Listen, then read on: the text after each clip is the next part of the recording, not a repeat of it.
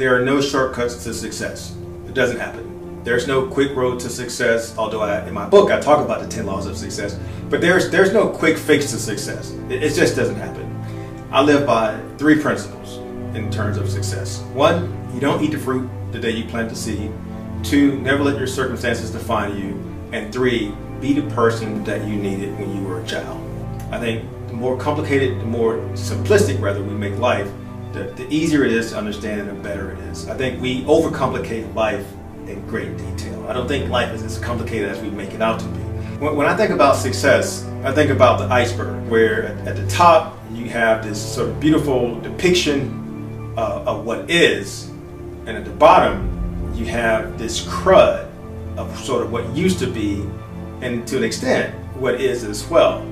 And so when I think about success, when I think about my life, I think about the iceberg. I think about what people see, while at the same time what people don't see, right? Because it's what you don't see that makes you who you are. And that's the part that we sometimes forget. So to your question, when I think about my success and sort of what has sort of brought me to this point in my life, I can't separate moments when it could have went either way. And for me, there's one story of my life that's at the core and at my foundation. It's sort of the impetus for my entire life. When I was in high school, my football team, we were undefeated. We were #1 in the state of Florida. We were all getting Division I letters. Every practice we had at least 10 to 15 Division I coaches that were at our practices. One day, we're in practice. The lightning struck, bam, whole team went down. The only thing I remember from there is waking up in the ICU. I had 3rd-degree burns on my back, I had burns on my shoulder, and I had excruciating pain. I had lots of neurological issues.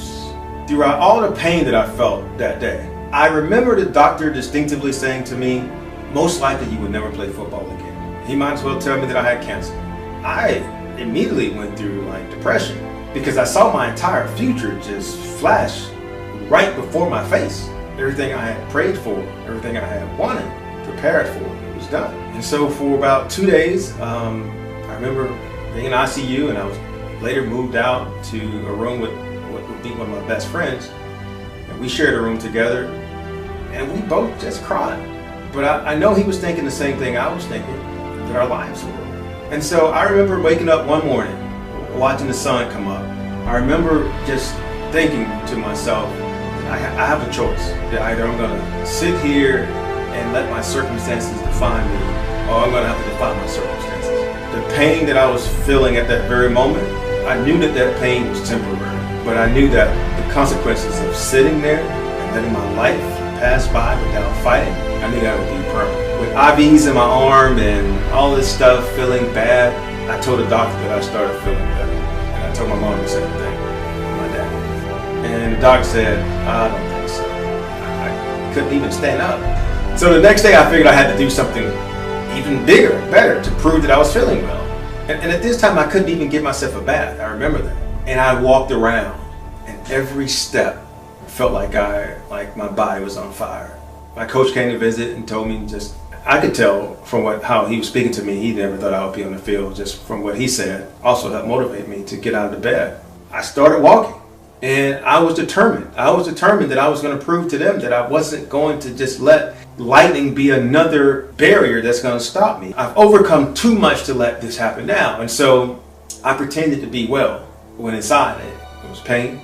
And so make a long story short, I was discharged. I convinced my mom to let me play football again. And I went back out, and the coach said, "What are you doing out here?" And I said, "Coach, let's get it, man." And he was like, you got to get better. And I'm like, man, I'm ready, man. And so make a long story short, I was at the bottom of the depth chart. I missed one game, and I said, I'm not missing any more games. I said, "Coach, I'm going to play."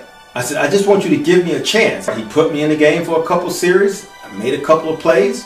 And every hit felt like a car accident to me. The migraines were killing me. For that entire season, there were times I didn't even know the plays because I couldn't process stuff. There was this one particular game, in fact, the Muck Bowl game that we played in, where I was on the punt team, and I literally, because I lost track of what was going on, I tried to get the ball when the ball was being punt it to us. And luckily my player on my team had to push me out of the way, or I was going to give the ball back to the other team. And that's because I was just that out of it. I just share that story with you because when you want something in life, there's no greater price than sacrifice. And there's nothing greater to sacrifice than your body. And there's nothing better to give than yourself. And it comes down to how bad you want it. I knew that the only way I was going to leave the projects, I had to be on the football field somewhere. And there was absolutely nothing in this world that was going to stop me from being there.